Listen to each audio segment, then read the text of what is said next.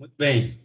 Bom dia, mais uma vez. Hoje, dia 18 de junho de 2021, a gente vai, dentro da disciplina de microbiologia ambiental, no dia de hoje, abordar os seguintes assuntos, né? Biofilmes microbianos, biosurfactantes e xenobióticos.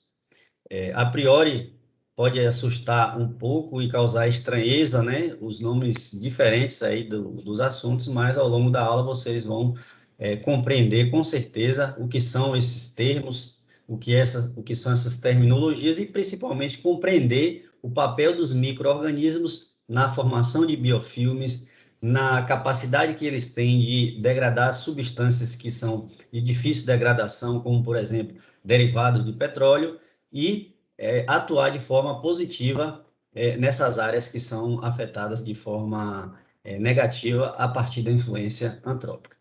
Como vocês já sabem, né, a nossa aula é gravada e fica disponível no canal aí, como vocês estão vendo no rodapé da página, Vinícius Reis, _oficial no YouTube, para que vocês possam consolidar a aprendizagem em outros momentos também, né? Revisar. Se tiverem dúvidas, fiquem à vontade para perguntar, né?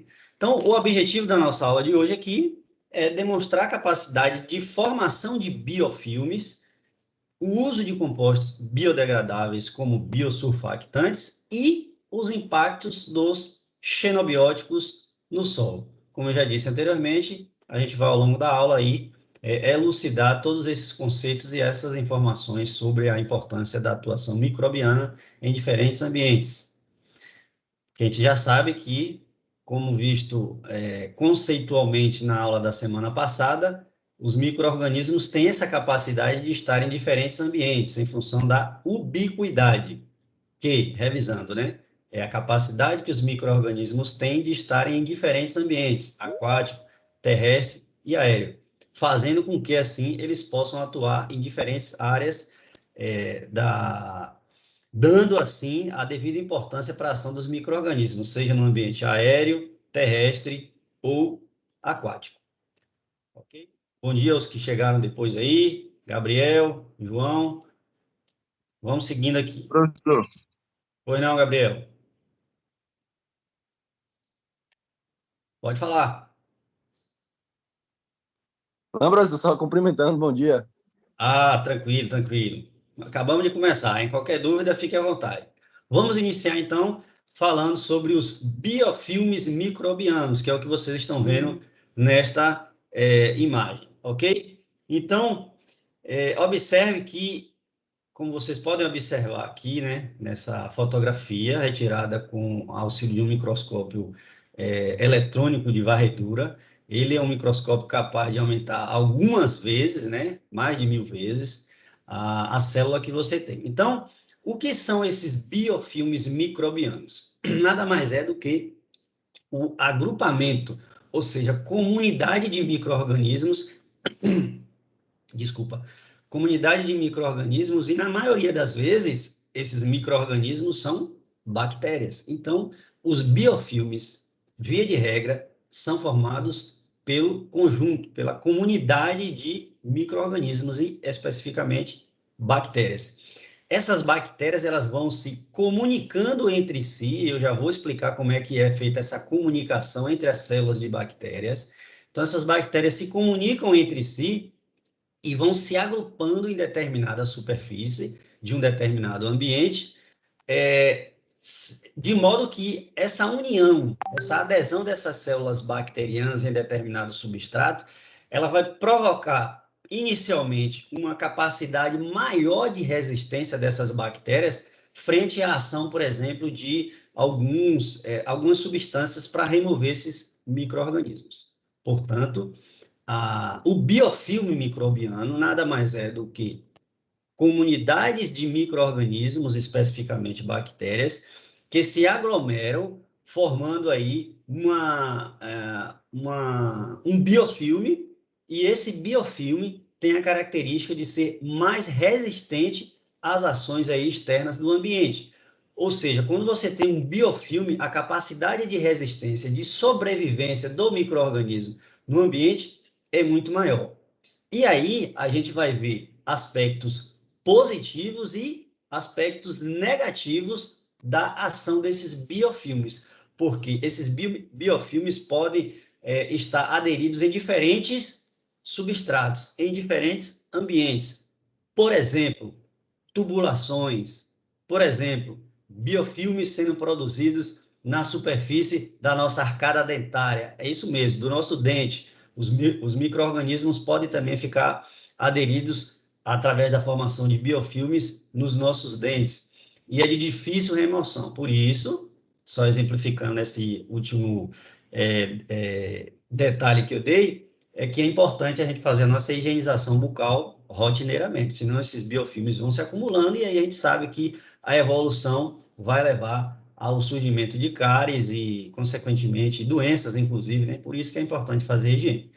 Bom, a fonte de nutrientes mais importante para a formação destes biofilmes é o carbono, gente. Então, os micro-organismos vão se alimentar, em sua grande maioria das vezes, de fontes de carbono. Ele precisa de um substrato que tenha carbono na sua formulação para que ele se desenvolva, né? Outros nutrientes, como nitrogênio, fósforo, fosfato, eles também são requeridos, mas em maior quantidade é o carbono. Bom, nessa ilustração, na figura 1 que vocês estão vendo aqui, nós temos representado aí a formação do biofilme em diferentes representações. Então, o biofilme ele pode ser formado a partir da adesão, como vocês podem ver aqui, né? Adesão num substrato simples. Então, isso aqui é um biofilme. Como já disse, o que é o biofilme? É o conjunto ou comunidade de bactérias que ficam aderidas. E elas vão sendo atraídas, porque elas se comunicam entre si. Há uma comunicação específica para que essas bactérias se unam e formem biofilmes específicos em substratos. Então, você pode ter aqui um substrato, e nesse substrato você tem a formação do biofilme. Que substrato é esse?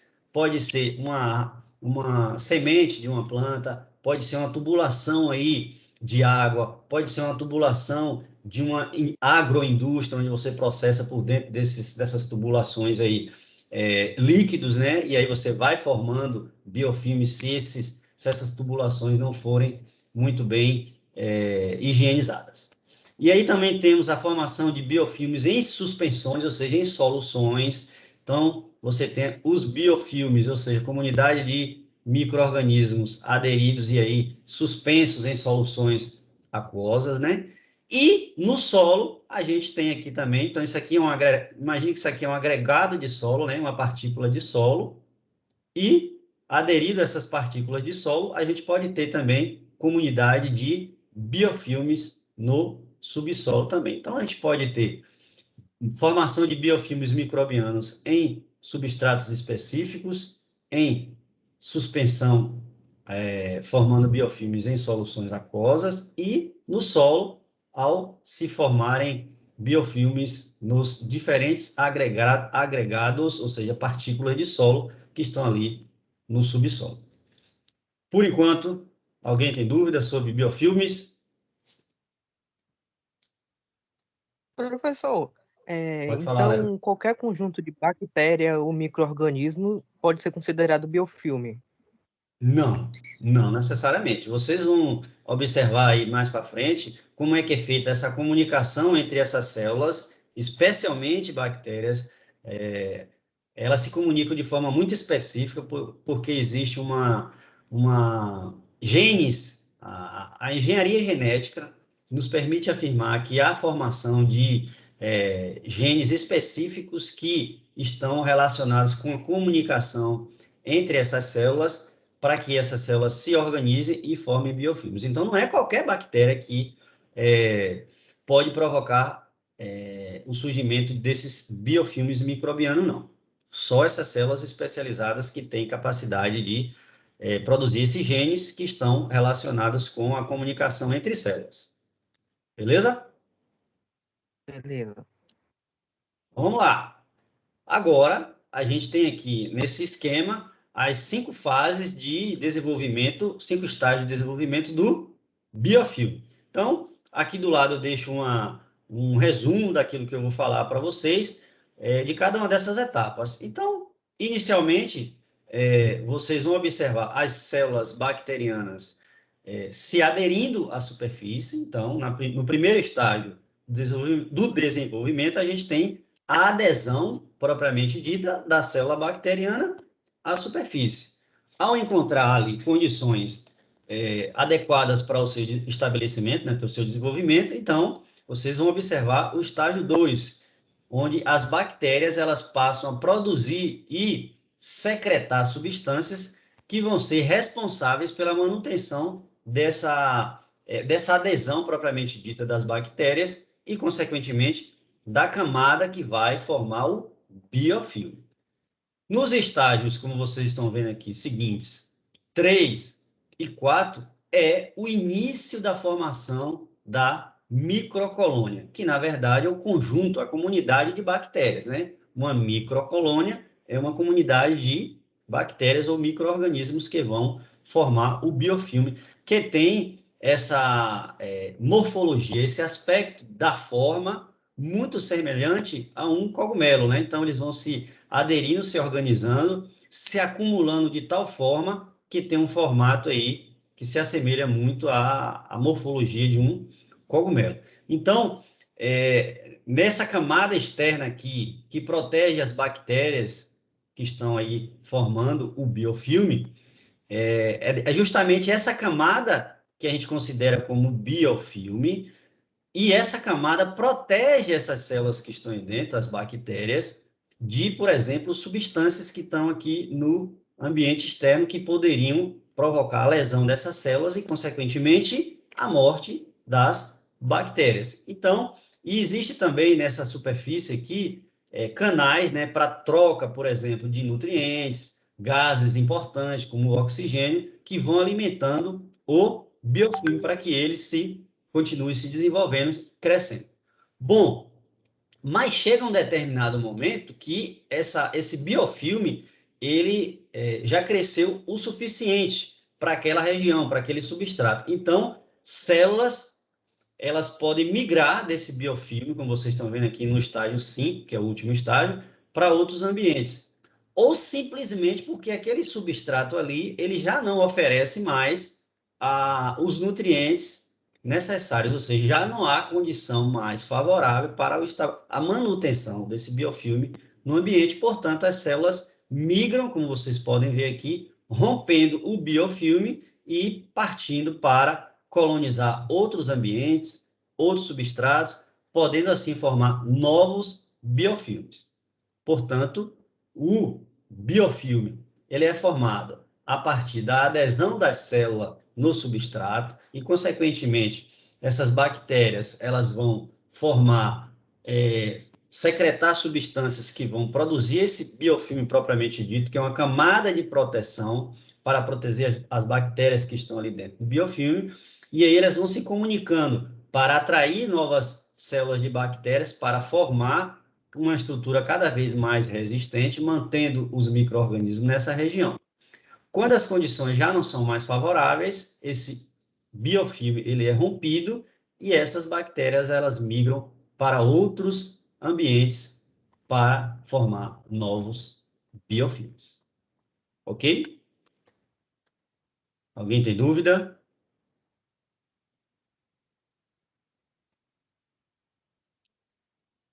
Não, esse ciclo normalmente ele é de forma infinita, professor, entre aspas. Bom, a infinita você quer dizer que ele não acaba nunca? Sempre que rompe um biofilme, outros são formados? Tipo, isso, só que, tipo, meio que de uma forma evolutiva, eles vão evoluindo a cada ciclo, no caso. Bom, a célula, ela vai chegar a um determinado momento, a bactéria, eu estou falando, né, que ela vai morrer.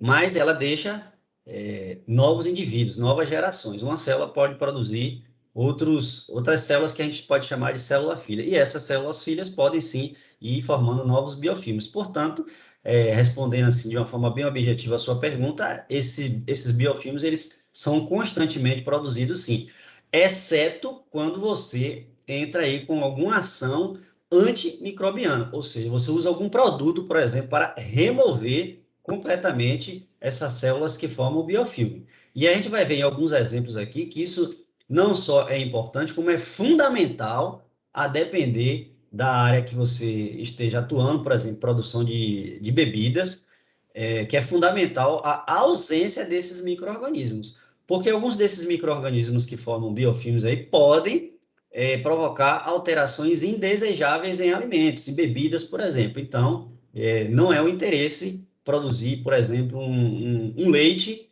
com bactérias do grupo coliforme, né? Coliforme fecal. Então, é importante atuar nesse sentido de eliminar os biofilmes.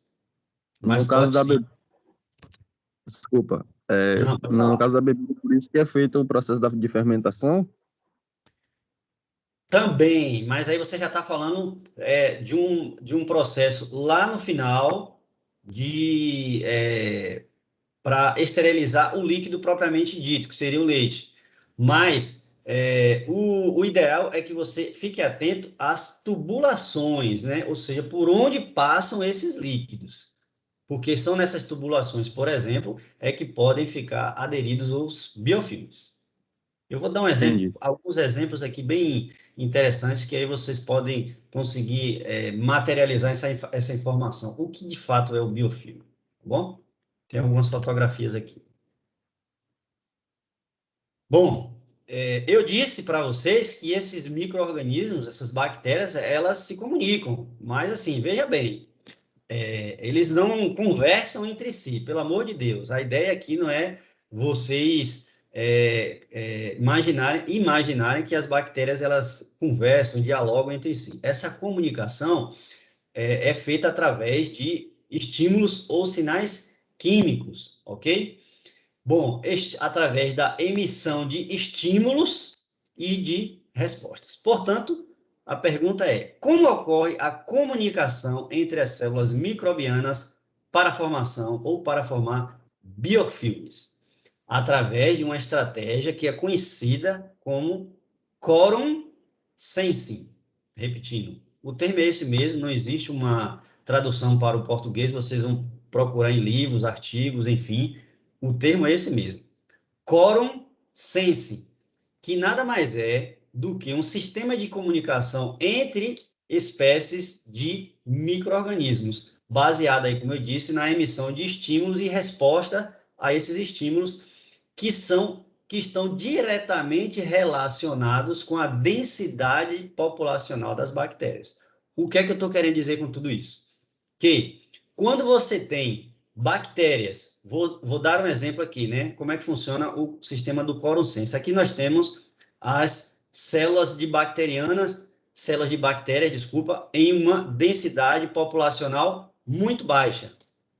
Significa dizer que essas bactérias precisam produzir genes, como vocês estão vendo aqui, isso aqui é uma célula de uma bactéria, tá vendo? Então, a bactéria, ela vai produzir um gene específico. Esse gene, ele é capaz de produzir sinais, como vocês estão vendo ilustrado por essas esferas aqui arroxeadas. Então, essa bactéria produz um gene. Esse gene, ele é estimulado a produzir um sinal, ou seja, extracelularmente, essa estrutura, esse sinal, essa molécula química sai da célula e permanece no ambiente.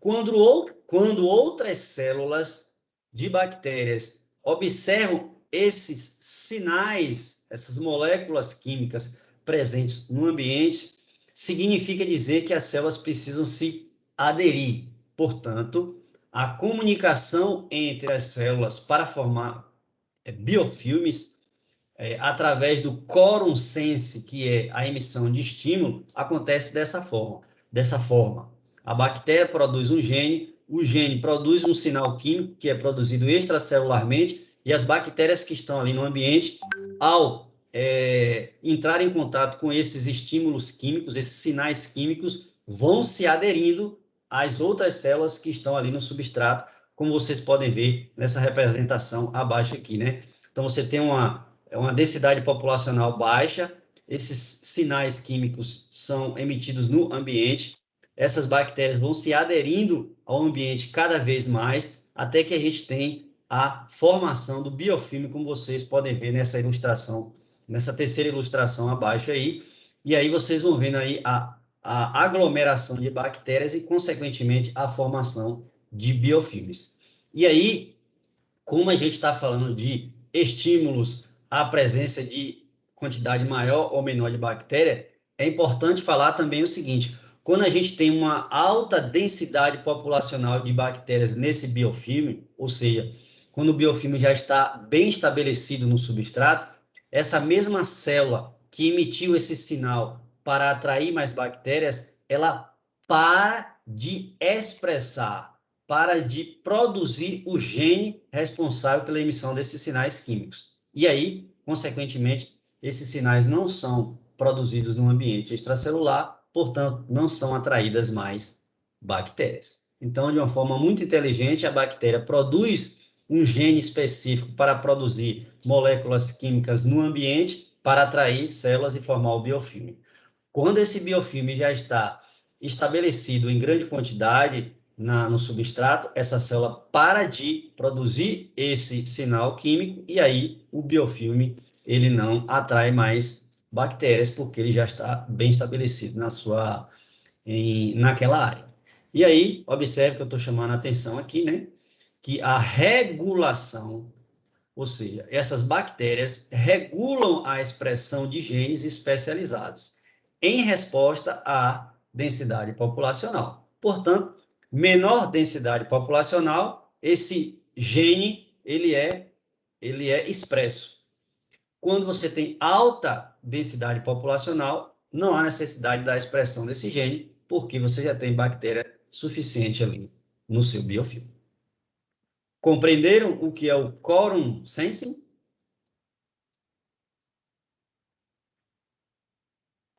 Sim, como assim expressa, professor?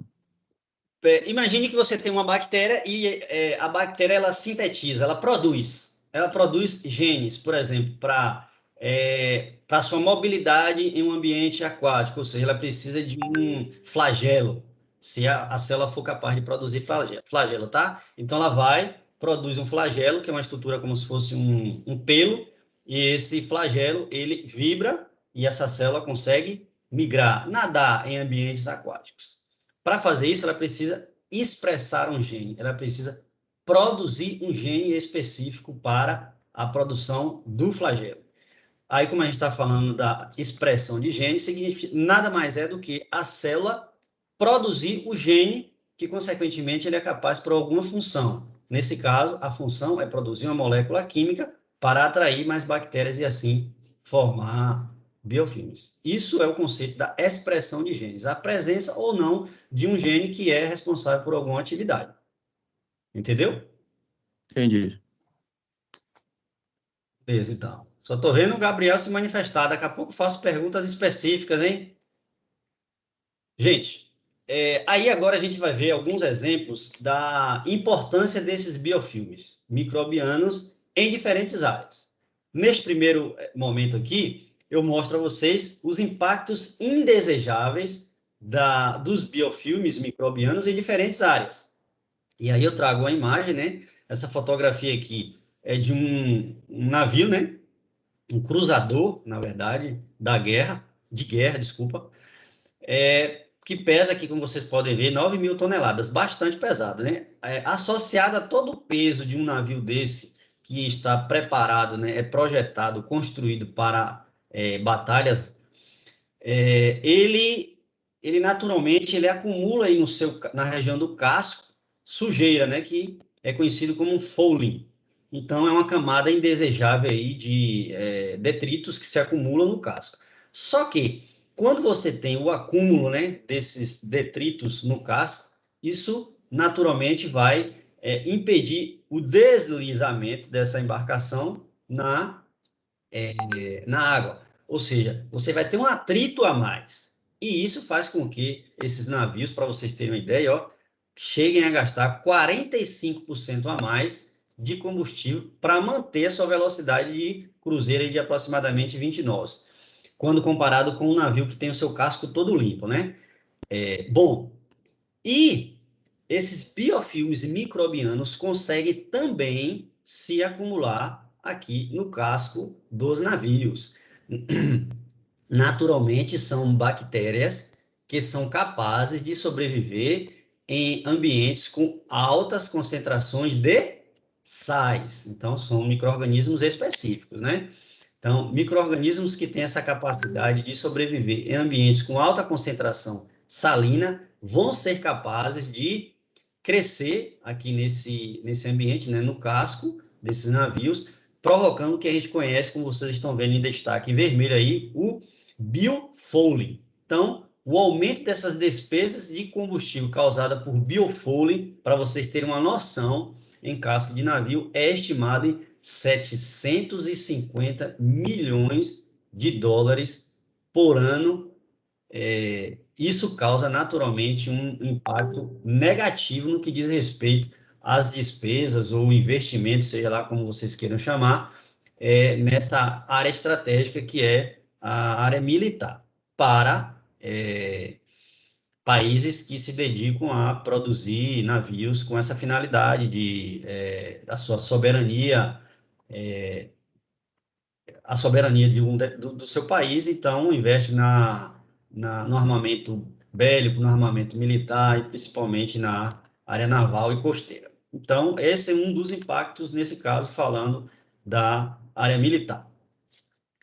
Temos aqui outro exemplo, que esse pode estar mais próximo da realidade de todos nós aqui, né? Que é a formação desses biofilmes em sistemas de distribuição de água, como vocês podem ver aqui. Portanto, observe que diariamente volumes enormes de água passam por essas tubulações de água que chegam às torneiras de nossas casas, por exemplo. Então, não somente nas torneiras ou nas tubulações que levam água para a nossa casa, mas também nas caixas d'água, esse volume permanece aí constantemente.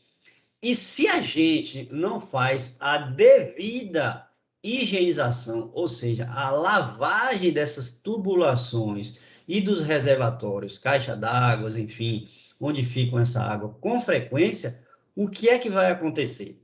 A formação de biofilme. E como vocês podem observar, pelo que a gente já abordou até agora, alguns desses organismos, especialmente bactérias que formam biofilmes, elas podem ser prejudiciais à saúde, porque podem ter ali bactérias patogênicas, ou seja, bactérias que são capazes de causar doenças. Então, eu não sei se vocês já tiveram a curiosidade ou até a oportunidade de passar a mão assim dentro de caixas d'água quando elas estão vazias ou até cheias mesmo. Então, quando a gente passa a mão aqui nas superfícies laterais ou no fundo propriamente dito, a gente sente a nossa mão deslizar ali pelas paredes do reservatório, ou quando você coloca o dedo nessas tubulações, vocês vão observar a mão de vocês deslizando com mais facilidade. E aí eu pergunto a você, Tainá, o que você imagina que seria isso? Já observou essa sensação? Já teve a curiosidade de fazer isso? Eu já observei, já, professor, geralmente lá na roça chamava de limão, né? Que fala que escorrega até se a gente pisar. Então, muito bem observado. Em alguns casos, de fato, é o famoso, entre aspas, limo, que na verdade pode ser a formação ali, o estabelecimento de algas. Mas, na grande maioria das vezes, é o biofilme. E aí, esse é o exemplo que eu consigo trazer para vocês, mais assim, próximo das nossas realidades, no que diz respeito à tubulação de água. Então, se vocês não fizeram isso ainda, observe que quando você tem essas tubulações, esses canos, né, de distribuição de água, ali você consegue passar o dedo, né? Cuidado para não deixar o dedo preso lá, né? Pelo amor de Deus. Vocês vão ver o dedo de vocês deslizar com facilidade nessa superfície. Por quê? Porque ali existe a formação de biofilme. E aí, assim, pensando na logística disso, como é que você vai limpar essas tubulações de água aí? Algumas delas são subterrâneas. Como é que você consegue evitar, Iago, por gentileza, responda, como é que você consegue evitar a formação de biofilmes nessas tubulações de água que algumas, por exemplo, são submersas, né? Estão aí no subsolo? Qual seria a estratégia a ser utilizada? logo no início do tratamento, na estação de tratamento, a aplicação de um produto que ele faça diretamente a limpeza de todos os tubos. E que produto seria esse, Iago? De uma energia gasta por homens, a gente não precisa retirar os tubos. E que produto seria esse? Aí eu não vou lembrar o nome, não. Regiane, bom dia. Dê um auxílio aí ao nosso colega. Que produto você utilizaria?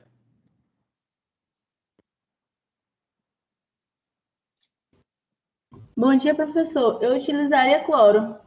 Muito bem, Regiane. Você está contratada para a Embasa, a empresa baiana de saneamento. De fato, Regiane, um dos produtos mais utilizados, produtos químicos, é a famosa etapa de cloração. Você adicionar cloro, porque ele consegue eliminar micro-organismos, entre eles bactérias, e essas bactérias não vão suportar a ação da influência do cloro. E aí, consequentemente, seria uma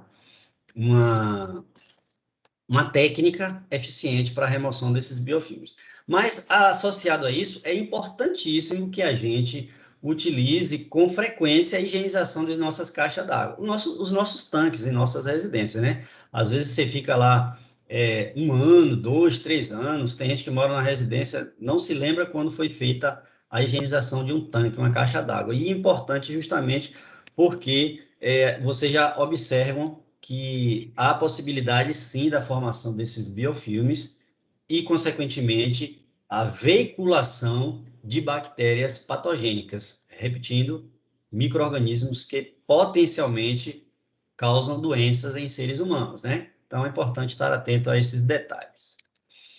O professor, esses mesmos microbianos, a longo prazo, eles seriam os responsáveis por causar ferrugem nas tubulações também?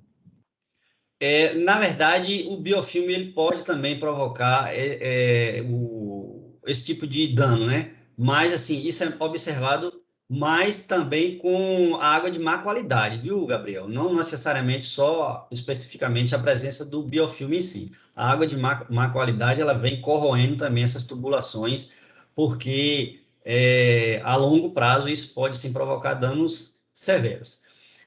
Só para concluir o raciocínio em relação à caixa d'água, é importante fazer a higienização também, porque não esqueçam que se você não faz a higienização, você vai estar consumindo também água não só com a presença de bactérias patogênicas, mas também água suja mesmo, que podem ter outras impurezas. Então, aquela água amarelada vai danificar filtros, por exemplo, enfim, por isso que é importante fazer a higienização de uma forma escalonada, né? Para que vocês bebam água de qualidade, né? A água de qualidade, ela evita uma série de doenças. Doenças são transmitidas através da água também. Bom, ainda falando de impacto indesejável, né? O biofilme microbiano, ele pode ser uma fonte de contaminação na indústria de alimentos. Aí eu trago para vocês aqui 2 imagens, né? De agroindústria, né? De indústrias que processam alimentos, né? Que podem sim serem observadas a formação de biofilme microbiano quando a gente não trata devidamente os equipamentos e tubulações como deveria tratar com os produtos adequados e legalmente registrados. Então, observe aqui, por exemplo, numa indústria que processa leite, né? Aqui você está vendo um tanque pasteurizador, né? Onde vai pasteurizar, aquecer o leite para eliminar bactérias, mas esse leite, ao chegar e ao sair daqui, ele passa por tubulações. E nessas tubulações, vocês imaginam que pode sim ser uma fonte de contaminação. Por quê? Porque o leite, ele é um alimento rico em nutrientes, em proteínas, e isso pode ser sim uma fonte de alimentação para micro-organismos.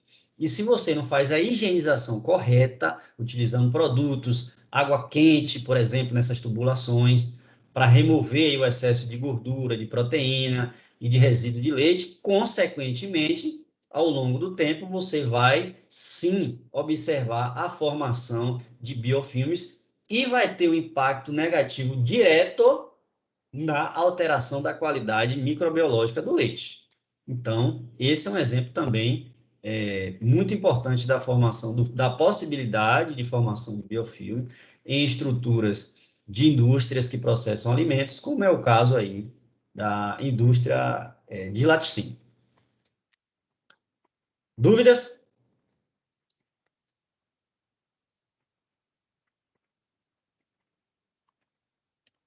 Não? Então, vamos lá. Bom, agora a gente vai abordar um pouco dos impactos positivos da formação de biofilmes. Então, eu trago para vocês aqui nesse pequeno vídeo um exemplo aí da importância do agronegócio brasileiro. E nesse caso específico, a gente está falando da soja, né?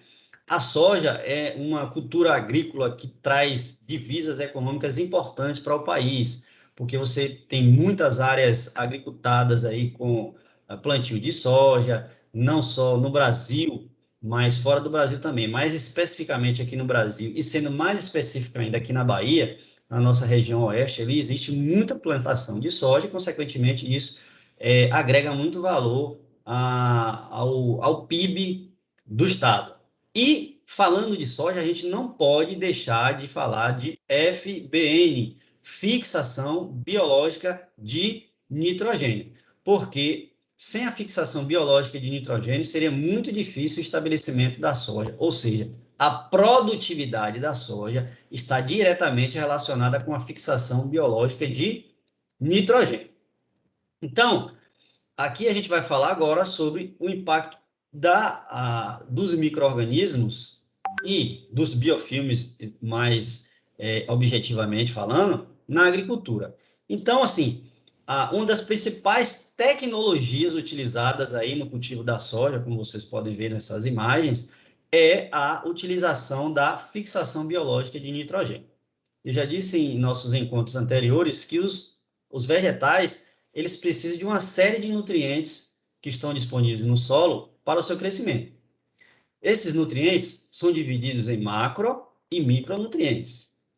Entre os macronutrientes, nós temos os chamados NPK, nitrogênio, fósforo e potássio.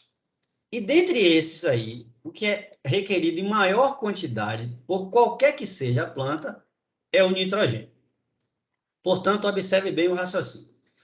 Para a soja se estabelecer bem, para crescer bem e ser produtiva, é importante que você tenha uma fonte de nitrogênio no solo para estimular maior crescimento e, consequentemente, maior produtividade da planta. Portanto, nos plantios de soja, são feitas geralmente técnicas que utilizam a fixação biológica de nutrientes, ou seja, você estimula o crescimento de bactérias no sistema radicular da planta da soja. Essas bactérias do gênero Rhizobium são capazes de translocar o nitrogênio do solo para as raízes da soja, promovendo o que a gente conhece como a fixação biológica de nutrientes.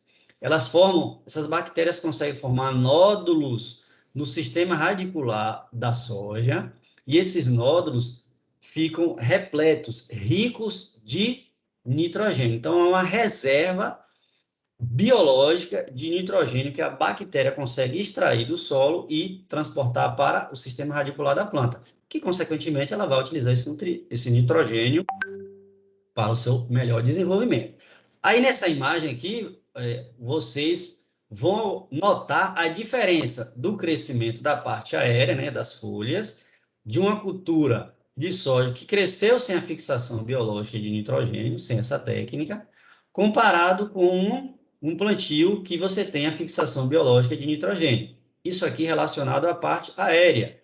Quando você vem para o sistema radicular, observe aqui nessas imagens, né, que a raiz ela é menos volumosa e cresce menos, comparando com as raízes de plantas de soja, que utilizamos a fixação biológica de nitrogênio, onde você tem maior volume de raiz e maior crescimento. Portanto, raízes de plantas de soja que utilizamos a fixação biológica de nitrogênio conseguem extrair mais nutrientes do solo e água, porque as raízes crescem mais. Consequentemente, você vai ter uma maior produtividade da cultura da soja.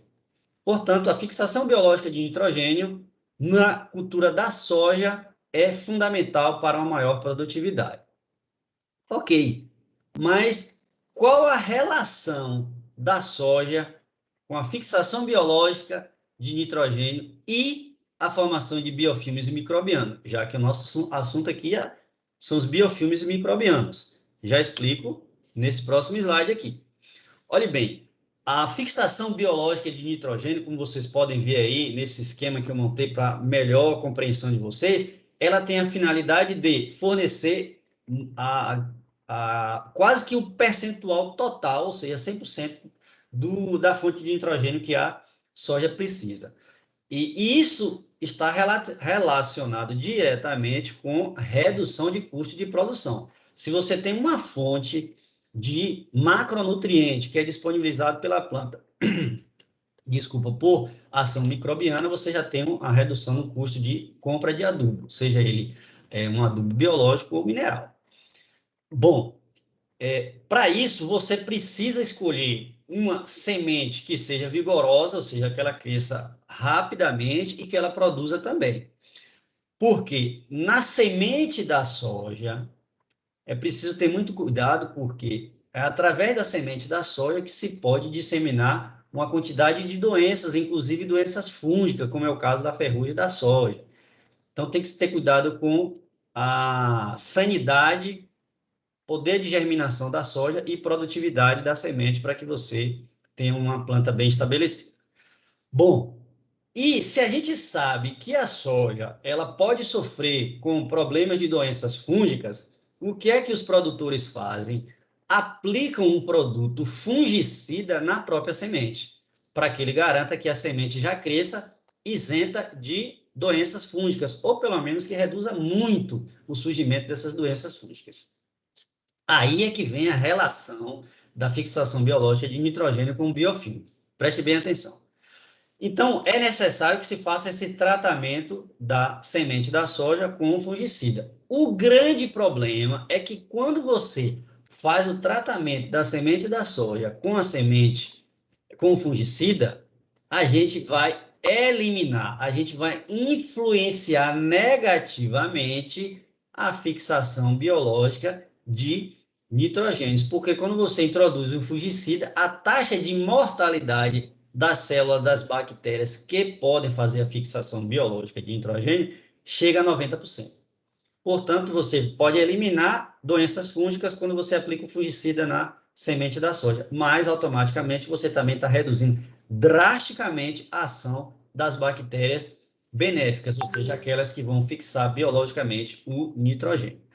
Bom, então, o que é que os produtores podem fazer? Aplicar uma técnica que é a formação de biofilmes. Aí é que está a relação bem estabelecida aqui. Então, uma alternativa para diminuir os efeitos de toxidez, de letalidade do fungicida às células bacterianas é a utilização de biofilmes. Portanto, é aplicada uma camada de polímero, de biofilme, na semente da soja antes de utilizar o fungicida. Portanto, para você garantir que a planta da soja não sofra com doenças fúngicas e que tenha garantido a fixação biológica de nitrogênio, antes dessas ações, se faz a aplicação do biofilme, porque ele é capaz de proteger a célula a semente da soja e, consequentemente, ele está ali protegendo as bactérias que vão produzir risóbios no sistema radicular, que é a fonte natural de nitrogênio, como vocês vão ver nessas imagens aqui agora. Então, são 5 imagens que eu observei em um trabalho realizado pela Embrapa, onde você observa aqui, ó, esse T0, né, que é tratamento zero. A Embrapa, ela demonstra o grão de soja sem nenhum recobrimento, ou seja, sem aplicação do biofilme. Entre os tratamentos T1 e T5, vocês vão ver aqui diferentes é quantidade de biofilmes que foram aplicados, ó, como vocês podem ver aqui, é sem nenhum biofilme, aqui é com uma quantidade X de biofilme, isso aqui é o biofilme, isso daqui é outro biofilme, e aqui nessas colorações diferentes vocês estão vendo o tratamento de polímeros, ou seja, de biofilmes diferentes, protegendo as sementes de soja quando for aplicar o fungicida. Portanto, é uma película de proteção. O que é que eu falei anteriormente? Que o biofilme é uma comunidade microbiana que tem entre suas funções proteção das células que estão ali frente à ação do ambiente externo. Nesse caso aí, vai proteger a semente da soja da ação dos fungicidas. E aí, entenderam a aplicação dos biofilmes na fixação biológica de nitrogênio no cultivo da soja?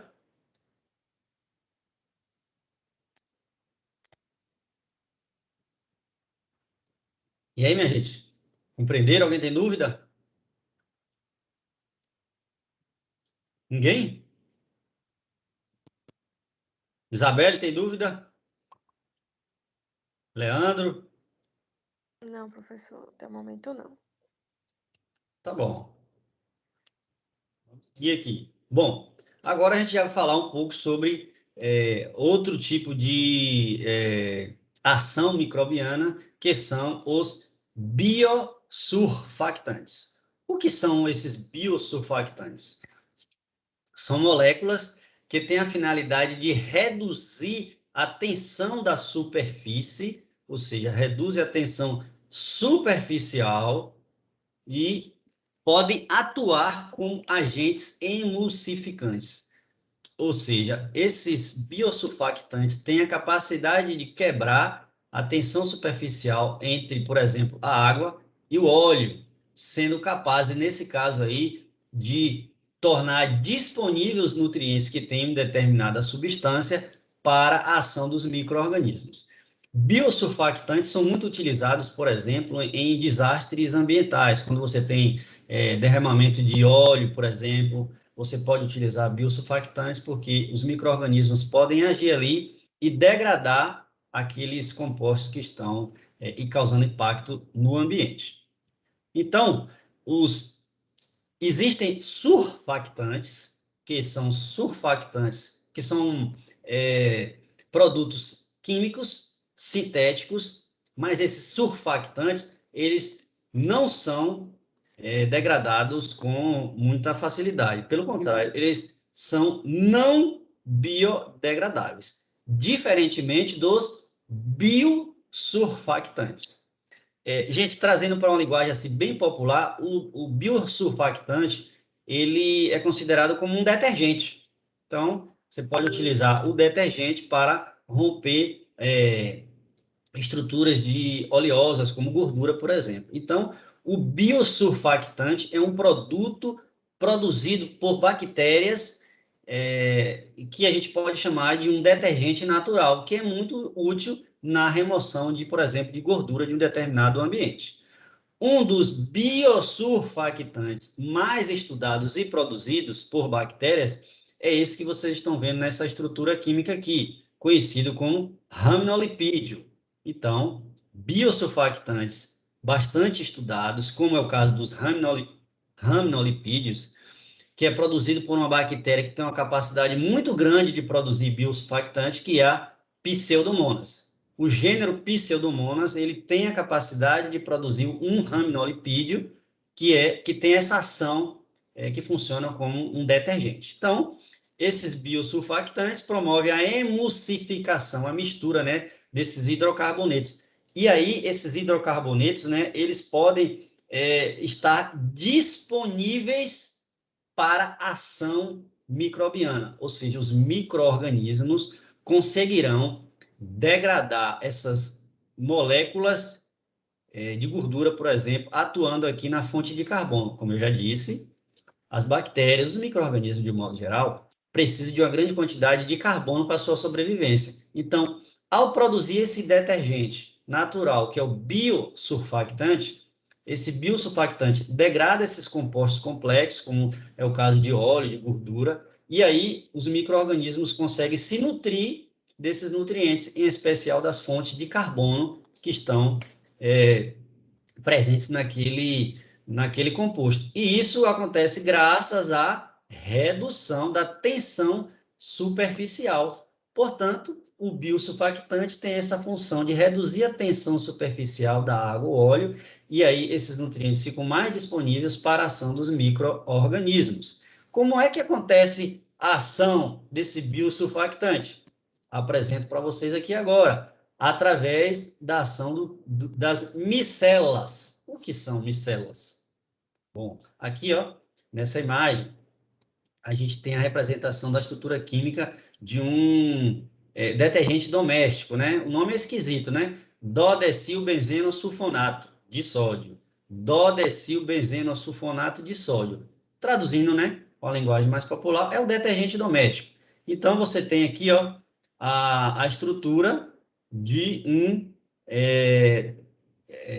a estrutura química desse detergente doméstico, que é formada por micelas. O que são essas micelas, né? São gotículas de óleo, como vocês estão vendo aqui, que ficam envolvidas por um filme de surfactante. Nesse caso, a gente está falando de biosurfactante. São essas micelas aí que têm essa capacidade de reduzir a tensão superficial. Quanto menor a concentração micelar crítica, maior a eficiência de um detergente. Deixa eu explicar para vocês.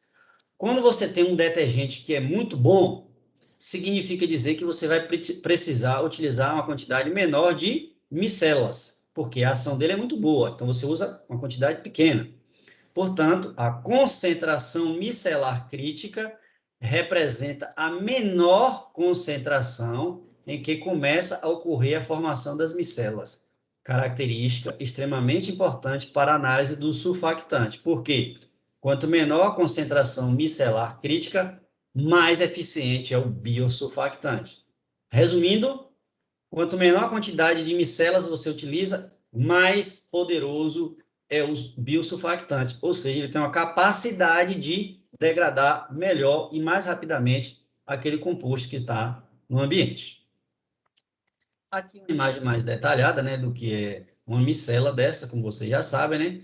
Então, uma molécula de gordura, né, uma gota de gordura envolta por essa estrutura aqui. A parte que fica diretamente em contato com a gordura, a gente chama de apolar, e a parte que está voltada para fora é a parte polar, onde você vai ter a ação dessas micelas no óleo.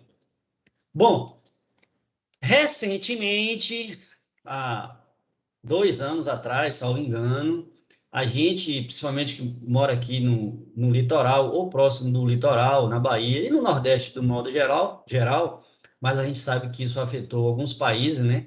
Inclusive o Brasil. A gente teve a ação, né, desses micro-organismos no caso famoso aí do derramamento de óleo, né, que aconteceu de um navio aí próximo à costa litorânea do Brasil, e isso veio provocar impactos seríssimos na economia de algumas cidades litorâneas que dependem do turismo, né, desde Recife até Rio de Janeiro, Espírito Santo, enfim, essas cidades litorâneas passando aqui naturalmente pelo litoral da Bahia. Não sei se vocês recordam disso, mas houve um impacto negativo, principalmente nessas cidades que sobrevivem com o turismo, né? Mas a gente teve um impacto ambiental sério também, né? Isso aí tá claro, pela ação do óleo sobre a atividade marinha. Lembram disso? João, Daniel, lembra desse derramamento de petróleo? Lembro sim, professor. O que é que você imagina que um derramamento desse, como foi o caso específico que a gente citou o exemplo aqui, pode provocar na vida marinha? E, baseado no que eu falei agora sobre biosurfactante, como você imagina a ação de um biosurfactante nesse exemplo aí do derramamento de óleo? Matou vários corais, né? Intoxicou os peixes, proibiu a pesca, o recurso, né, dos pescadores tirar seu dinheiro. Então, foi bem trágico. E a ação dos biosurfactantes, eu creio que a função dele foi quebrar alguma molécula relacionada ao petróleo, não sei se foi petróleo, mas com a finalidade de dissolver aquilo ou diminuir a capacidade de percorrer o litoral. Veja bem, quando acontece esses derramamentos, primeiro que realmente é um desastre que a gente estima os danos, mas nunca a gente consegue, de fato, chegar a reconhecer o impacto, porque realmente afeta diferentes áreas, como você colocou aí, né, João Daniel? Tem um impacto socioeconômico, ou seja, as pessoas que dependem daquela atividade da pesca, né, para sobreviver, tem um impacto direto, né, sobre a ação dos animais, né, e dos micro-organismos que sobrevivem ali no ambiente marinho.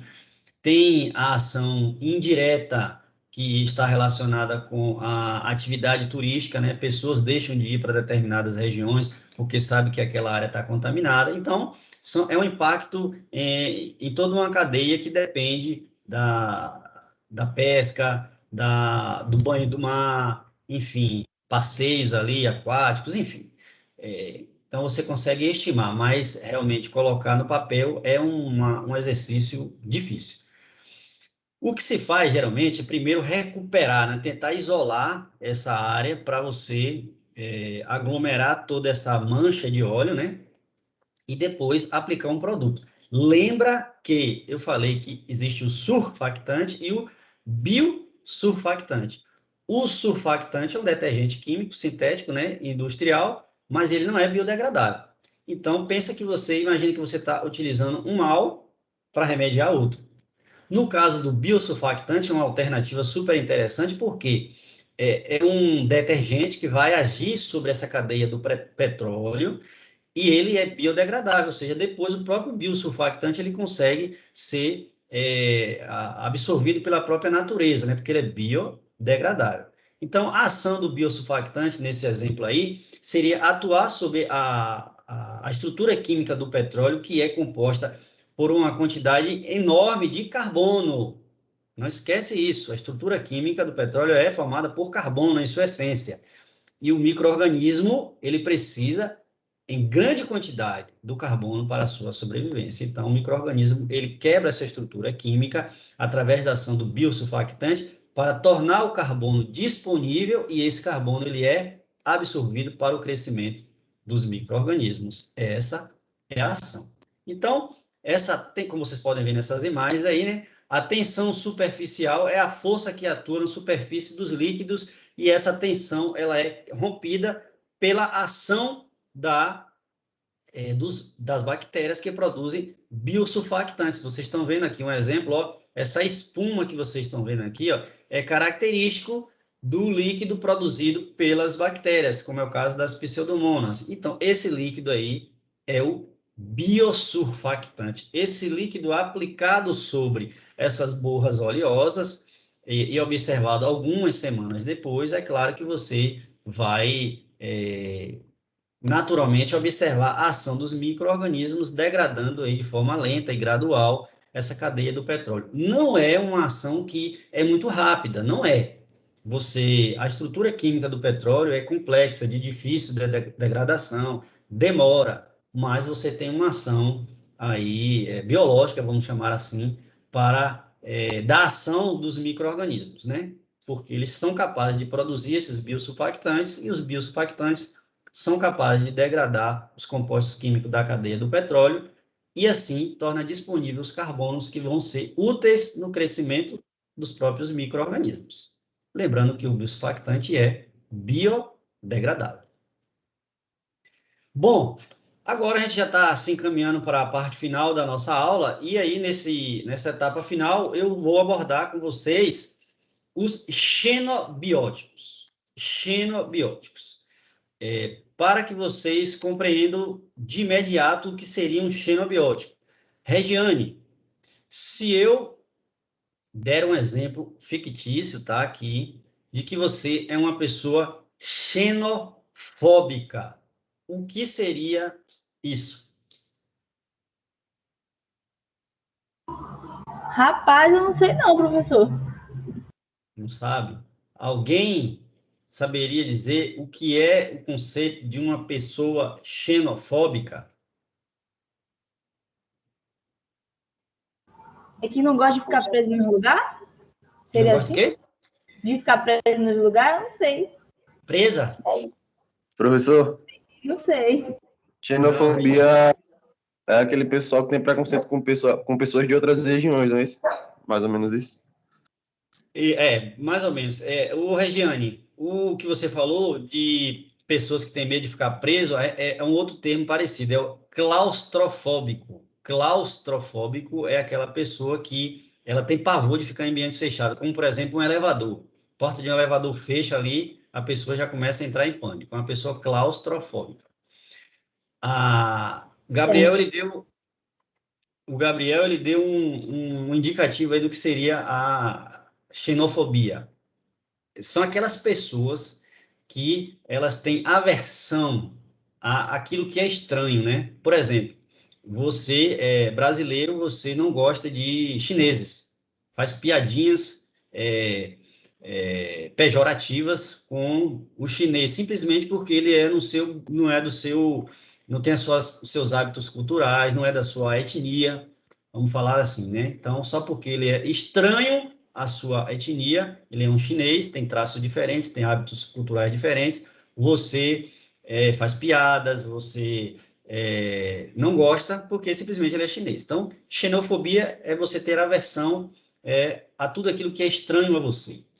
E aí, mas, voltando aqui para o nosso conceito da microbiologia, um composto xenobiótico é aquele composto ou produto que ele é estranho, que ele não faz parte naturalmente de um determinado ambiente. Repetindo, xenobiótico é um composto que não faz parte natural daquele determinado ambiente, é um composto estranho. Ele foi introduzido, na maioria das vezes, por ação do homem, né? Pela influência antrópica. E aí, esses compostos xenobióticos, na maioria das vezes, são produtos químicos e que vão alterar a atividade microbiana, em especial nos solos ou ambiente aquático. E aí vamos ver alguns exemplos do impacto desses xenobióticos sobre a ação dos micro-organismos. Então, os xenobióticos são compostos que são químicos, né, sintéticos, não existentes naturalmente no ambiente, como, por exemplo, o acúmulo, a utilização de pesticidas e o acúmulo desses pesticidas no solo, que a gente chama de bioacúmulo. Portanto, a aplicação de forma indiscriminada de pesticidas, como vocês estão vendo aqui no exemplo do DDT, se acumula no solo. Então, o DDT ele é um composto xenobiótico no solo. Por quê? O DDT ele naturalmente faz parte do solo? Não. Ele é um composto químico que foi sintetizado pelo homem, que tem a ação de eliminar ervas daninhas, vegetação que cresce de forma espontânea, que mata também alguns insetos. Então, ele é um composto químico que foi produzido com essa finalidade. Mas ele se acumula no solo. E se acumula por muitos anos. E isso tem uma relação direta sobre a química e principalmente sobre a microbiologia do solo. E isso porque durante muitas décadas foi utilizada de forma indiscriminada, ou seja, de forma irracional mesmo. Utilizou-se em grandes quantidades, sem um mínimo conceito de impacto ambiental, de sustentabilidade, ou seja, o que é que isso iria provocar depois de 20, 30, 40 anos. Então, aqui vocês estão vendo estruturas químicas, né, de alguns pesticidas, como DDT, Malathion, Monuron, 2,4-D, são todos produtos químicos, os agrotóxicos, né, ou agroquímicos, que são utilizados em lavouras, alguns já foram extintos, legalmente falando, né, outros ainda continuam sendo utilizados de forma clandestina, mas isso provoca um dano sério ao ambiente. Aí vocês estão vendo aqui, naturalmente, imagens, né, da aplicação destes xenobióticos, ou seja, dos pesticidas, para proteger, entre aspas, né, as lavouras do ataque de micro-organismos ou de doenças que podem surgir na lavoura aí. Isso, naturalmente, porque a gente tem, na grande maioria das vezes, áreas uniformes, né? Monocultivos. E aí você tem uma facilidade maior da doença ou praga se estabelecer. Então, a estratégia que se utiliza aí nesses grandes, para esses grandes produtores é a aplicação desses compostos químicos que, como eu já disse, são considerados como xenobióticos. Bom, essa imagem que eu trago para vocês agora nesse slide é sobre o famoso agente laranja. Se vocês nunca ouviram falar, ele é um pesticida, né? Na verdade, ele é um produto herbicida, ele tem a finalidade de desfolhar, ele é um desfolhante para secar a vegetação e, consequentemente, eliminar essas ervas que crescem espontaneamente, o mato, né? Esse agente laranja é uma mistura de dois herbicidas, que vocês estão vendo aqui, 2,4-D, que eu mostrei anteriormente, e o 2,4,5-T, que um dos exemplos é o Tordon. Então, o que isso tem a ver, o agente laranja, com a aplicação de produtos, aplicação desses produtos na lavoura com guerra, como eu estou dando exemplo aqui, né? Esse agente laranja foi utilizado pelo exército dos Estados Unidos na Guerra do Vietnã. Bom, explico a vocês. O agente laranja é um herbicida. Ele tem a capacidade de provocar a queda, morte das folhas e de plantas de modo geral. Ele é utilizado em lavouras. Mas, durante a guerra dos Estados Unidos com o Vietnã, os Estados Unidos, com extrema dificuldade de ingressar no Vietnã, porque os vietnamitas têm, naturalmente, um conhecimento muito maior das suas regiões de floresta densa, onde, por solo, o exército americano não estava conseguindo avançar muito. Então, qual foi a estratégia militar, qual foi a estratégia de guerra utilizada naquele período? Foi utilizar aviões, como vocês estão vendo nessas imagens aí, ó, aviões nas florestas do Vietnã, aplicando e jogando pelo ar esse famoso agente laranja, esse herbicida. O que aconteceu? Esse herbicida atingiu as florestas, provocou realmente essa desfolha, e aí os soldados vietnamitas que estavam ali camuflados na floresta conseguiram ser observados com mais facilidade pelo exército americano. O exército americano conseguiu fazer a sua incursão na floresta, porque o que antes servia de camuflagem, que eram as florestas, para os vietnamitas, deixou de ser a partir da aplicação desse desfolhante, ou seja, as folhas caíram, então os vietnamitas passaram a ser mais expostos. Mas o grande problema da aplicação desse desfolhante, chamado de agente laranja, é que, como vocês estão vendo nessa imagem aqui, uma imagem forte, mas é importante demonstrar. Observe que eu preservei aqui o rosto das pessoas, né? Esse agente laranja, ele provocou danos letais, né? Muitas pessoas morreram pela intoxicação desse produto químico, e as pessoas que conseguiram sobreviver, elas sobreviveram anos depois com sequelas, como vocês estão vendo nessa imagem aí, né? Provocando aí má formação de órgãos, de membros, e sem falar das pessoas que morreram. Então, foi uma estratégia de guerra utilizada ao aplicar esse famoso agente laranja, esse composto xenobiótico, mas que não só provocou danos no ambiente, no solo, mas também nas pessoas que estavam ali e nas gerações futuras, como vocês estão vendo aí, pela má formação de membros e órgãos dos seres que ali estavam. Bom, por enquanto, alguma pergunta?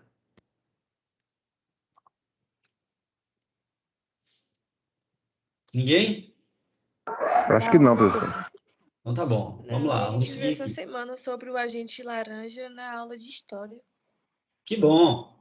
Então temos aí a integração de conteúdos, e é bom que vocês materializam um pouco mais esses conceitos, né? Bom, vejam só, nessa imagem aí agora, nesses gráficos, melhor dizendo, a gente está observando o registro de agrotóxico no país, né, no Brasil, né?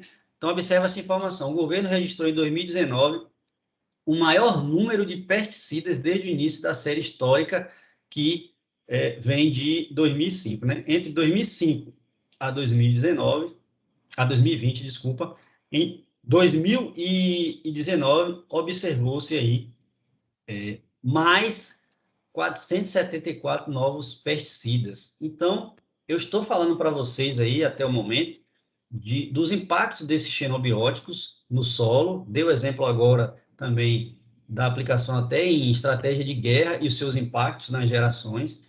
E ainda assim, no mundo e no Brasil, a gente ainda continua fazendo registro, aprovando a aplicação de produtos que a gente sabe que tem um efeito negativo na microbiota, na biologia do solo, nas espécies vegetais e em toda a cadeia trófica, ou seja, todos os seres que se alimentam desses produtos. Portanto, é importante a gente ter essa compreensão de como esses compostos xenobióticos atuam, tanto no microclima, microambiente, como também quando a gente compara, a gente tem essa visão mais holística, mais ampla da coisa, né?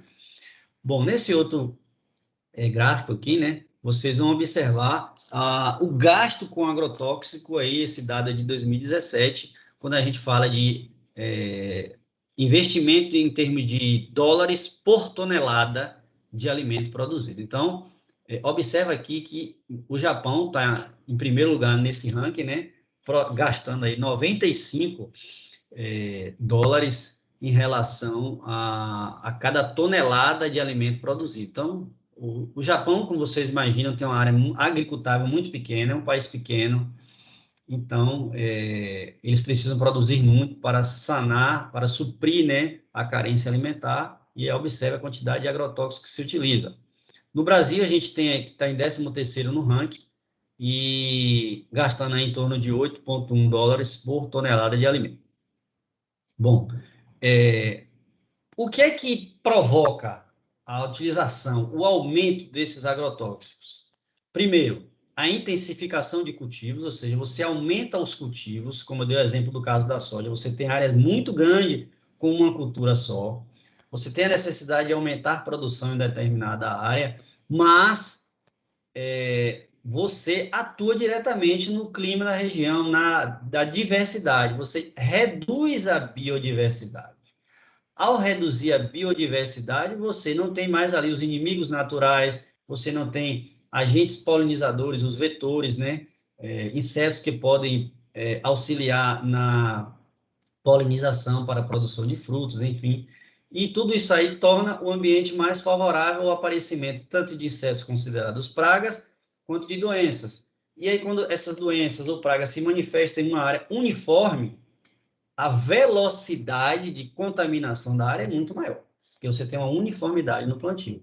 Aí tem a necessidade de utilizar produtos como herbicidas, fungicidas, herbicidas e por aí vai. Só que isso gradativamente, né, ao longo de vários anos, várias décadas, vai provocar um efeito negativo na sustentabilidade. Portanto, deixo a seguinte informação. Quando realmente for inevitável, usar o produto de modo racional. Mas o ideal, a mensagem a ser passada é fazer a transição para uma agricultura mais orgânica, mais agroecológica, no sentido de a gente pensar não só na nossa geração, né? A gente precisa pensar nos nossos netos também. Bom, avançando aqui, né? Os xenobióticos, eles podem ser transferidos do solo para organismos, como eu acabei de falar, né? Entrando na nossa cadeia trófica, né? Então, esses pesticidas, esses xenobióticos, ao serem produzidos, como vocês estão vendo aí, e aplicados na lavoura aí, né, eles podem se acumular, nas plantas, no sistema radicular, no solo e em toda a cadeia trófica, inclusive tendo a possibilidade de contaminar o lençol freático, ou seja, as nossas fontes de água. Então, o grande problema é que esses xenobióticos aí, esses pesticidas, eles podem permanecer no solo durante alguns meses. Esse é o problema. Bom, felizmente, a gente tem a possibilidade da ação direta de alguns micro-organismos que promovem a biodegradação também desses compostos. Portanto, alguns micro-organismos têm a capacidade de produzir enzimas. Essas enzimas conseguem degradar esses compostos xenobióticos, minimizando o impacto dessa ação negativa dos xenobióticos, como vocês vão ver em seguida aí. Bom, aqui é um exemplo, né? Nós estamos vendo aqui um senhor fazendo a aplicação de um herbicida. Aqui, imagina que isso aqui seria o bico da aplicação, né? Da pulverização do agrotóxico, né? Então, como é que agem esses agrotóxicos no solo? Então, vamos observar aqui, né? Aqui ele é esguichado, né? Direcionado para a planta. Então, parte desse agrotóxico aqui ele pode ser degradado pela ação, realmente, da ação direta do solo, né? Que a gente chama de fotólise. Uma parte desse pesticida, ele é volatizado, né? Pelo efeito da ação do sol, ele é volatizado, ele se perde no ambiente. Uma parte desse pesticida, ele é escorrido superficialmente pelo solo, ou seja, não é aproveitado pela ação direta, né? Mas existe também a influência da ação deste pesticida penetrando no solo e podendo chegar ao lençol freático através de uma ação de um fenômeno chamado lixiviação, que é a percolação, né? A passagem desse líquido, desse pesticida, pelo solo até chegar na fonte de água, que é o lençol freático. Bom, uma parte desse pesticida, ele pode ser absorvido diretamente pela folha, pela parte aérea da planta, e outra parte pelo sistema radicular. E ainda uma outra parte desses pesticidas podem ficar adsorvidos, ou seja, fixados em agregados, em partículas do solo. Então, essa é a ação, de modo simplificado, dos pesticidas em toda a estrutura do sistema solo-planta. Como que ele pode permanecer no ambiente. E aí, a gente tem aqui, nessa tabela, a exemplificação de quanto tempo alguns desses xenobióticos podem permanecer no solo. Mas antes disso, é importante a gente falar do coeficiente de partição, mais conhecido como CP. Então, produtos xenobióticos com baixo coeficiente de partição significa dizer que eles vão permanecer pouco tempo no solo. Então, xenobióticos com baixo coeficiente de partição oferecem maior risco a curto prazo. Por quê? Porque eles ficam pouco tempo no solo, persistem pouco. Aí eles podem contaminar subsolo e águas subterrâneas. Por outro lado, xenobióticos com elevado coeficiente de partição apresentam alta persistência no solo. Eles não são degradados, oxidados muito facilmente. Portanto, eles vão permanecer durante muito tempo, por um longo prazo, no solo. Então, eles vão contaminar solos por estarem adsorvidos, como eu falei no slide anterior, né? Fixos às partículas, agregados de solo. Repetindo, xenobióticos com coeficiente de partição baixa, eles permanecem pouco tempo no solo, porque eles podem ser degradados mais rapidamente. Xenobióticos com coeficiente de partição mais alta, significa dizer que eles vão permanecer no solo por longos prazos. E aí sim, agora a gente fala da tabela, né? Então, nós temos aqui grupos de pesticidas, como inseticidas, herbicidas, fungicidas. E aí, observe, minha gente, que entre eles, os inseticidas, que são aqueles produtos químicos que são utilizados para eliminar insetos considerados pragas, eles conseguem sobreviver, como vocês podem ver aqui, durante muitos meses. Na verdade, anos, né?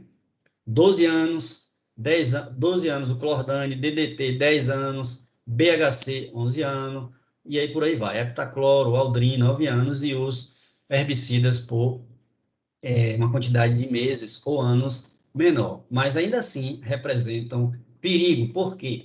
Risco de contaminação de lençóis freáticos. Eu estou falando de risco de contaminação das nossas fontes de água. Portanto, muita atenção nessa questão da utilização dos compostos xenobióticos.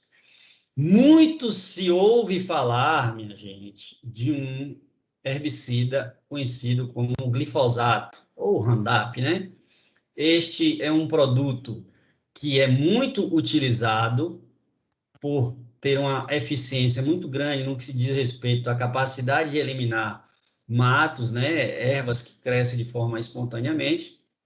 Ele é o herbicida mais utilizado, ou seja, 90% da demanda dos pesticidas está relacionada com o glifosato.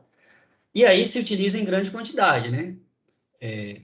Felizmente, a gente tem a possibilidade, embora se utilize com grande quantidade, a gente tem a possibilidade da utilização de micro-organismos que degradam, aqui vocês estão vendo, né, a molécula química do glifosato. Então, a gente tem a possibilidade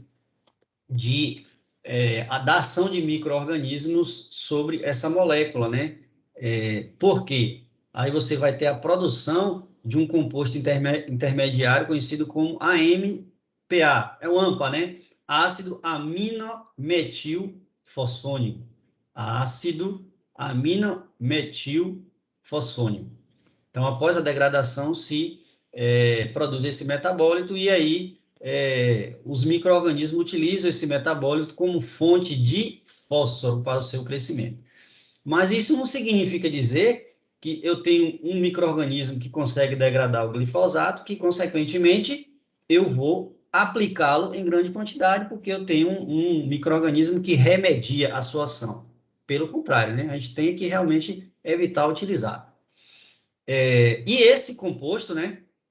Esse glifosato, melhor dizendo, esse herbicida, ele pode permanecer, como vocês podem observar nessa imagem aqui, de 222 até 835 dias no solo. Então, ele não consegue ser eliminado do solo, do ambiente, de uma forma muito rápida, não. E vocês imaginam que o produtor que utiliza o glifosato como herbicida, ele espera todo esse tempo aqui, 835 dias para fazer uma nova aplicação? Gostaria de vocês Não. agora... Quem falou aí? Regiane. Hein, professor? Eu tenho mesmo um tio que aplica esse Roundup 2 vezes ao ano. Aí ele falou que aplica até perto do rio, na beirada do rio ele bate. Pois Já é, falei Regiane. que não é para fazer isso, mas ele falou que é como se fosse um fertilizante, que ele bate, mata, ele tá me explicando assim, né? Ele bate o Roundup, mata os matos, aí faz a fotossíntese e aí age como fertilizante. Ele tava falando assim. Aí ele bate 2 vezes no ano.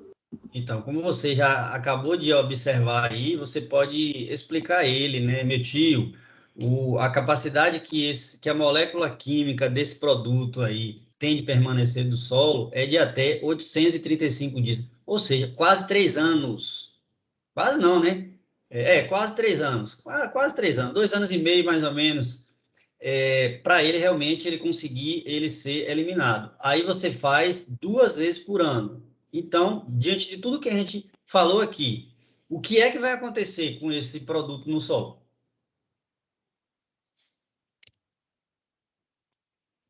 Me digam. O que, professor? O que vai acontecer se aplicar 2 vezes? Se eu estou dizendo que, de modo geral, ele pode ficar até 2 anos e meio, 3. Se você... Vai com supercarregar, né, aplicação- o solo. Oi? Vai ficar com uma taxa muito alta do que ele contém, então vai supercarregar, sobrecarregar.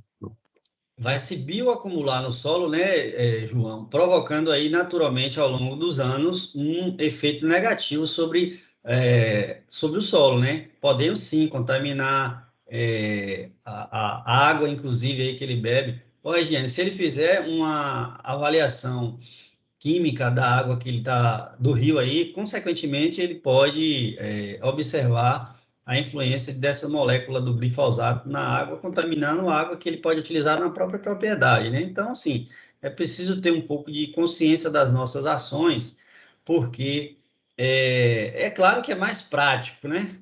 É prático você pegar o produto ali e aplicar o que um trabalhador rural ou proprietário faria em uma semana, em um turno você consegue fazer, que é aplicando o produto, né? Mas e a longo prazo? A nossa visão não pode ser imediatista para hoje. A gente tem que pensar daqui a algumas décadas, né? Será que os filhos, netos dele, que têm o interesse de continuar com propriedade, terão a propriedade nas mesmas condições biológicas e de biodiversidade que a gente tem hoje?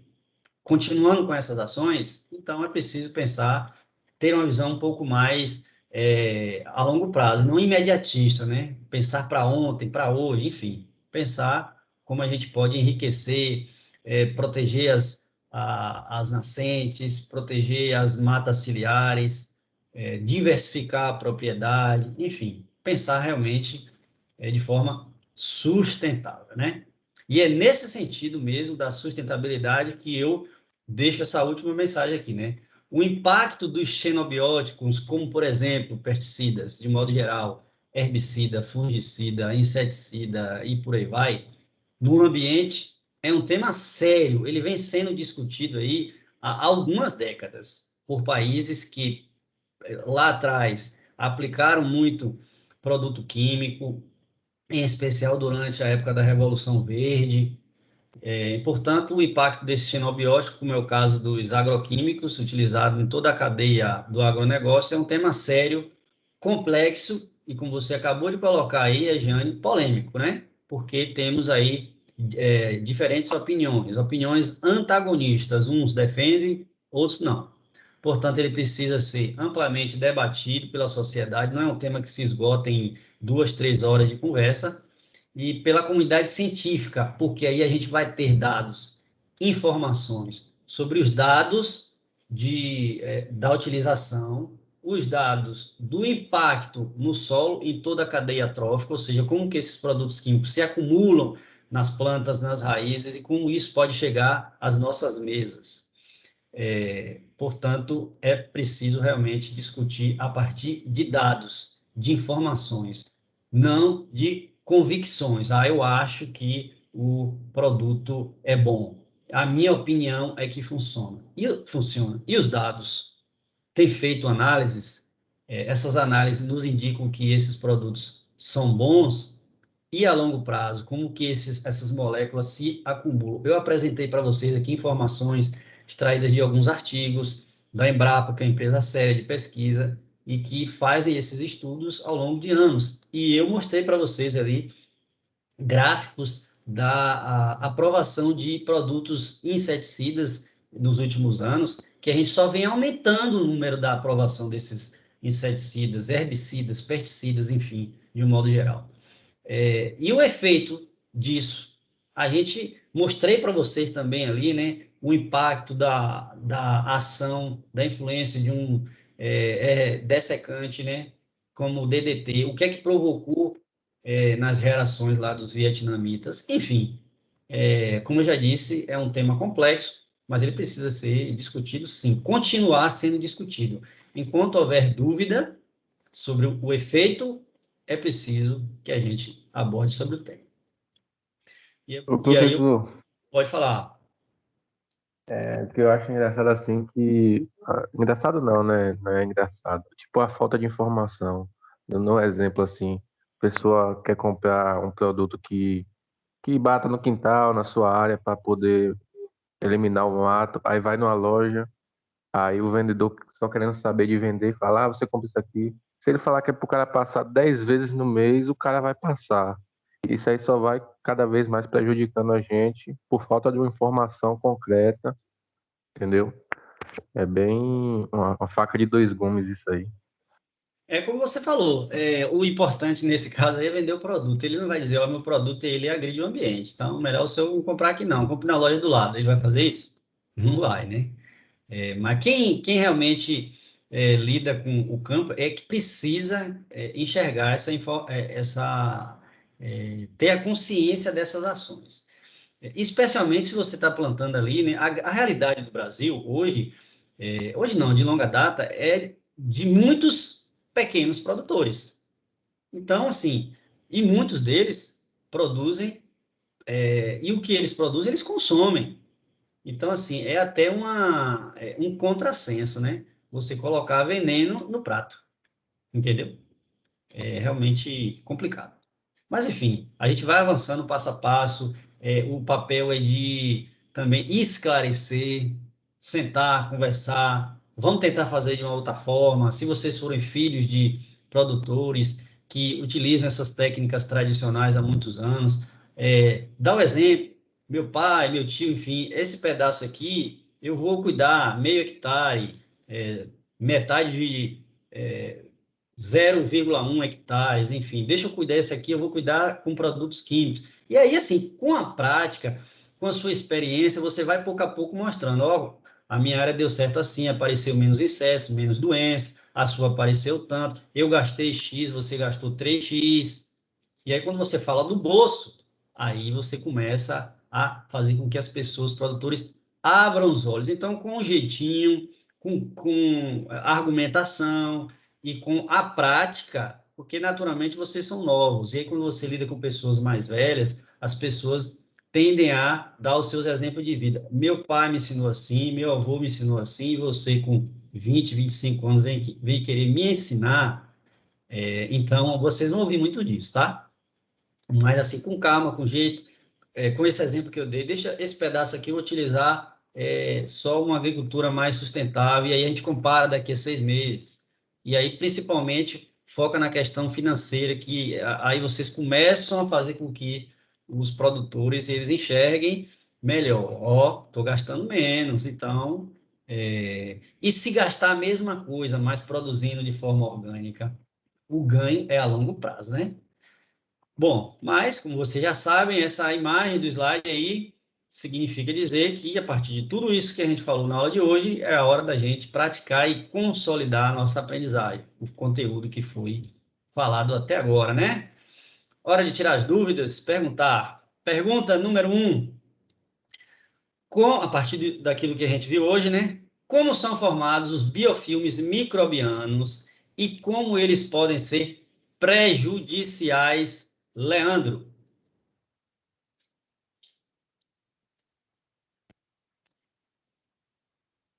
Leandro? Leandro foi dar um cochilo. Isabelle, tá por aí?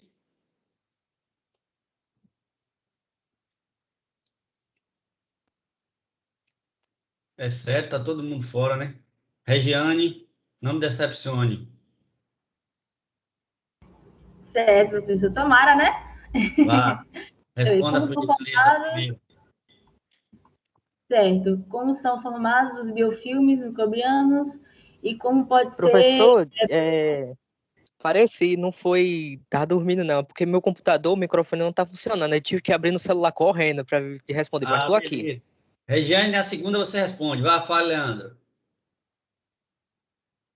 Os biofilmes se formam com um acúmulo de bactéria? Sim, mas você foi muito enxuto aí na sua resposta. Aprofunde um pouco mais. Como eu posso aprofundar isso? E veja que são duas perguntas em uma, né? Como são formados e como eles podem ser prejudiciais. Professor, acho que eu vou manter minha resposta um pouco sucinta. E como eles podem ser prejudiciais, contaminando as nossas águas, nossos alimentos. Basicamente isso. Tá bom. Regiane, vou mudar a minha estratégia aqui. Complemente a primeira pergunta, por favor. Certo. O biofilmes é tipo uma comunidade de bactérias que geneticamente ela vai chamando outras bactérias e aí ela faz um negocinho para proteger, que eu acabei esquecendo o nome. Uhum. E como que eles podem ser prejudiciais? Bom, porque umas bactérias, elas podem prejudicar o ser humano, certo? E aí, se a gente não tratar, a gente pode acabar ingerindo e ficando doente. Tá Certo. muito claro? Tudo bem. Eles, como eles são formados, né, justamente eles vão se acumulando, né, a gente chama de, eles vão se organizando em comunidades, né, essas comunidades são compostas por bactérias que ficam aderidas em substratos, em superfícies. A finalidade desses biofilmes é, de fato, produzir uma estrutura de resistência para que aquelas células que estão envolvidas ali na formação do biofilme, elas têm uma capacidade de resistência maior do que esses micro-organismos que não formam biofilmes. Eles podem ser prejudiciais porque o fato deles se acumularem em determinados substratos, em determinadas superfícies, como eu dei o exemplo de tubulações, onde passam ali bebidas, como líquidos que servem como bebidas, como, por exemplo, a água, leite. E se essas bactérias forem patogênicas, elas têm a capacidade de provocar doenças quando a gente ingere esses líquidos contendo bactérias patogênicas, né? Então, esse é o cuidado de você fazer a higienização, por exemplo, de caixa d'água, de tubulações de indústrias e agroindústrias, onde se veicula ali bebidas que podem ser ingeridas pelo ser humano. Então, essa é a ideia do que é o biofilme. Bom, questão número 2, Iago, o que é o quorum sensing? Perdão, professor, eu estava ouvindo você falar meu nome, mas a minha cachorrinha saiu correndo aqui. Quando abriu o portão, eu saí correndo atrás dela. Tá bom, Desculpa. prende a cachorrinha que você já vai falar já já. Vai, Iago. Pelo que eu entendi, o quorum sensing seria o meio de comunicação das bactérias ali quando ela vai formar o biofilme. Então, ela emite uns componentes químicos ao ar, como se fosse o nosso sinal Wi-Fi, o sinal Wi-Fi delas, então elas se conectam e chegam mais perto. Então, seria isso. Mais bem rápido, assim, seria o quorum sensing, seria o meio de comunicação. Então, eu quero me comunicar com fulano e tal, eu mando um meio de comunicação. Então, pelos sinais químicos, elas se comunicam. Gostei da sua relação aí. É interessante fazer essas relações e contextualizar com o nosso cotidiano para que a gente assimile mais fácil o conteúdo. Gostei. Isabelle, complemente aí a questão 2. O que seria o quorum sensing? Não sei muito, professor. Eu sei que há comunicação entre as bactérias. É um sistema de comunicação entre bactérias, como o Iago falou, que ele é mediado pela expressão de genes. Esses genes produzem moléculas químicas para o exterior. Essas moléculas químicas servem como sinalizadores, ou seja, se existem 2, 3 bactérias no ambiente, essas bactérias expressam genes, ou seja, produzem um gene. Esse gene eles sintetizam para o ambiente aí, moléculas químicas sinalizadoras para atrair outras bactérias, dizendo, olha, aqui a gente está precisando, vamos dizer assim, entre aspas, né? Não é dessa forma que acontece, mas assim, precisando de acúmulo de bactérias para formar um biofilme que a gente se torne mais resistente e consiga se estabelecer por mais tempo nessa área. Como eu já disse, o biofilme, ele é auxiliado na sua formação, né, pelo sistema de comunicação conhecido como quorum sensing. O exemplo que Iago deu aí de um sinal Wi-Fi é interessante. Você analisar por essa ótica aí, né? Você emite o sinal e as bactérias se comunicam e aí, nesse caso, se agrupam formando um biofilme, tornando mais resistente, né? Vamos lá. Defina o impacto de xenobióticos no solo. Tainá. Eu acho que é como o senhor falou, né? Como se fosse agrotóxico ou veneno que coloca nas plantas, que ele não pertence àquele local, mas tipo, ele é colocado lá. Não sei se é isso, né? Eu entendi meio que assim. João, complementa aí a resposta da colega. Creio, professor, que o impacto é que a gente acaba utilizando isso achando que está fazendo bem e, na verdade, a gente está trazendo os malefícios para a mesa de outros consumidores ou até nós mesmos nos prejudicando com as nossas ações utilizando esses produtos no solo, nas plantações, perto de água, como falaram aí. Então, é meio que a gente está se auto-prejudicando. Beleza, João. Gabriel, para enriquecer aí a resposta e fechar com chave de ouro, o que é que você teria a acrescentar da terceira pergunta? No caso, seria as reações, né, do solo de acordo. Seriam as reações do solo por conta dos agrotóxicos que são usados e os efeitos dele também nos consumidores, entendeu? No caso, você estaria usando um veneno propriamente para estar se envenenando, como foi o exemplo que o senhor falou mais cedo aí na sua fala. Então, é basicamente isso, é a reação do solo e dos nutrientes que estão no solo por conta dos agrotóxicos. Beleza. Olha só, eu exemplifiquei muito porque o nosso objetivo aqui é falar de microbiologia, de micro-organismos e especificamente microbiologia ambiental. Mas olhe bem, o xenobiótico, ele é todo composto que é sintetizado de forma química e que não pertence naturalmente àquele ambiente.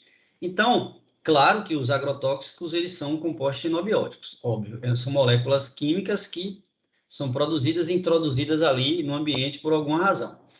Se a gente tiver pense numa refinaria de petróleo, e esse petróleo, essas borras oleosas são levadas por tubulações, enfim, e se houver um vazamento, e esse vazamento desse composto xenobiótico acontecer no mar ou no ambiente terrestre, ele não deixa de ser um xenobiótico, pelo contrário, ele continua sendo um xenobiótico. Portanto, os compostos xenobióticos não se limitam apenas aos agrotóxicos, tenham isso em mente. Importante vocês conhecerem o conceito do xenobiótico. Xenobióticos são compostos químicos sintéticos, né, que são produzidos e introduzidos em um determinado ambiente. Eles não fazem parte da microbiota do ambiente. Então, tenham isso sempre em mente, né? É que os micro-organismos, eles podem sofrer a ação desses compostos xenobióticos e que os xenobióticos é tudo aquilo que é produzido de forma sintética. Beleza? Para que vocês não pensem que o xenobiótico são apenas os agrotóxicos. Os agrotóxicos são também compostos como os derivados de petróleo, entre outros. Mas é importante vocês terem em mente o que seria os xenobióticos, que incluem aí sim os agrotóxicos. Bom, terminamos. Hoje, estou aqui com a camisa já no ritmo do São João, como vocês podem ver, e deixo a mensagem final aqui da nossa aula, como vocês solicitaram que a gente faça a nossa última aula depois do recesso. Então, a gente se encontra na primeira semana lá do dia, salvo engano, 16 de julho, mas eu vou mantendo vocês em contato pelo e-mail, ou pelo grupo do WhatsApp. Mas, como vocês já sabem, a nossa aula está sendo gravada e desejo vocês aí feliz São João, se cuidem, fiquem em casa. Só um minutinho que eu vou terminar a gravação para a gente falar das nossas atividades avaliativas. Só um segundo. Vamos encerrar aqui.